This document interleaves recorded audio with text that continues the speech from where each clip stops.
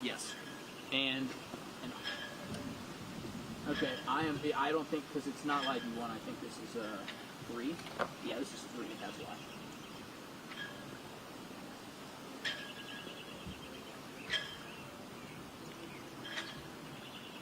Okay, cool. Yeah, I just wanted to let you know.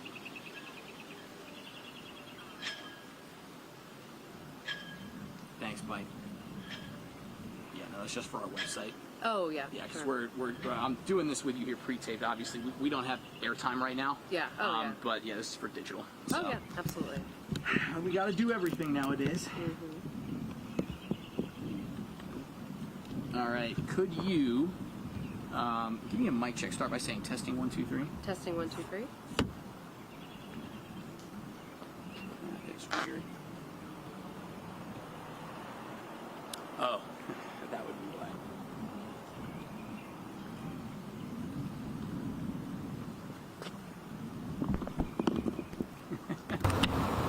There you go. Go ahead. Testing 1 2 3. One more time for me. Testing 1 2 3. Okay.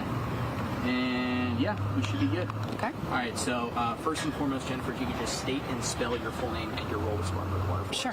It's Jennifer Candler, JENNIFER, CANDLER, and I'm the communications manager for Spartanburg Water. Great. Just walk us through exactly what you all are looking at right now. You just came out of a crisis meeting, I believe, so talk to me a little bit about that. Yeah, sure. So, earlier this afternoon we were alerted that our 2 of our employees were shot while they were out working. And so, as the day has unfolded, thankfully we can say that our 2 employees are in good condition. They do not have life-threatening injuries. So we're thankful for that, and certainly thankful for law enforcement's quick response and support for the situation. Yeah, and you said just a little bit more about the nature of what these employees were doing. You said that they were just out doing what they do every day. They were part of a couple small teams. So what exactly was going on? Absolutely. So we had a crew out that was repairing, doing a sewer point repair. So, certainly just a regular project that we do regularly out there in the Cleveland Park neighborhood. We had a couple other smaller teams nearby doing some other daily, types of activities. And so really they were just going about their business when this happened. Right. And you said where they were in relation to the property was kind of like in the road near it, but not at that specific Exactly, yes. It was very close by, but, it was definitely not in anyone's property. Got it. So what exactly can you tell me about the nature of the interaction they had with this suspect before the shooting started? So from what we've gathered from our employees is the gentleman just kind of asked them what they were doing, and they proceeded to tell him, and he breached in and opened fire just for there was no provocation, there was no warning, So we've heard if he asked them if they were Spectrum employees. Is there any truth to that?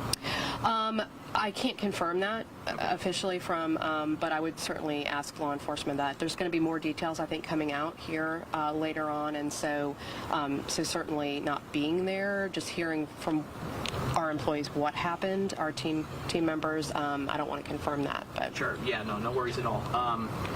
You said that these employees had to kind of take evasive maneuvers to avoid getting killed.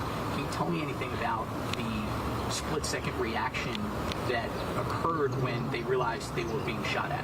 Well, certainly. So, we all go through active shooter training, right? And so the first thing is to run, if you can, hide and then fight. So our guys, immediately ran, right? They went for cover, and fortunately, when they realized, the suspect had left, they were able to attend to their, to their team members that had been injured. Okay, that's good. Yeah. And just so that we're clear and we can confirm, how many employees exactly were struck and all that stuff? So we had on the crew we had 9 employees, which is pretty typical for that type of work, and we had 2 employees that were hit. Got it. Where were the other 7 at the time? Were they anywhere near, or they were all working around each other? Yes. Got it. So so the other 7 kind of got away, and then they went back in to help, is what you're saying? Yes, exactly. So once going back and make sure that their team members were okay, and obviously interacting with law enforcement and getting the help that was needed. So just on an emotional note, I mean, this has to be so shocking, surprising, scary. I mean, all of the above. I mean, what goes through your head when you hear 2 employees shot? And then also, what have your employees told you about what was going through their heads? Well, sure. I mean, certainly no one ever wants to get that, that message, and it is very scary. Spartanburg Water, we're really a close-knit team. We're very much like a family, and so I know all of our team members were very worried. We're very scared, but safety is always our top priority, and so that's why we do the training. That's why we do, we have our team set up the way that we do, to protect them, and especially in areas where we know there may be some concern. What else can you tell us about the condition of these 2 employees at this time? I know last time that we spoke, you said you were waiting on hearing some things from families potentially. So what's the latest? So the latest is that both are in good condition. They ended up not having life-threatening injuries, so we are very, very thankful for that. And so we just look forward to continuing to support them, their families, and keep them in our thoughts and prayers, and especially all involved in this incident. Are you able to disclose anything about the nature of their injuries, like where they were shot or anything like that? I would prefer not to, if that's okay. Understood. No, that's fine. So the news that they're going to be okay is great. Yes. I think a phrase that comes to mind is, wrong place, wrong time. Does it seem like that's what went on here? Based on what our team members have told us and what we know, that does seem to be the case. Yeah. And you said no provocation, no anything. I mean, is there any inkling at all of what might have triggered this person to start opening fire? Honestly, no. From what our team members have told us, there was absolutely no reason to think that he would, pull out a weapon. So that's where, certainly the split-second decision-making came into play. And thankfully, it worked out well for them. So last question for you. Where do we kind of go from here? What's your message to the folks here and all of that as we kind of recover a little bit from all of the shocking events of today? Sure. So, for our employees, we really want them to know that, they're supported. We have many resources. We, in fact, have a chaplains group that was with our employees after all of this happened. Safety will always be our number one priority, and so if we need to make changes for them to feel safer, we will do that. And really just we want them to know that this is obviously we care very much about them and their safety, and we want them to feel safe at work. And so, whatever we need to do, we will do that and continue to support them and their families. Yeah, and just to tack on to that really quickly, it seems like, we talked to the sheriff and everybody about this, and we said, it seems like these incidents, and the sheriff even acknowledged, Sheriff Wright did, he said it seems like, he doesn't know for sure, but it seems like there's been more of these types of incidents, shooting-wise, that they've responded to this year.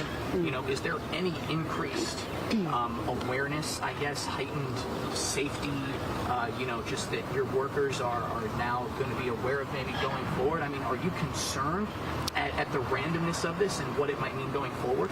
Well, we've discussed, and I think, certainly there is a lot of opportunity for, our team members to share their concerns with us.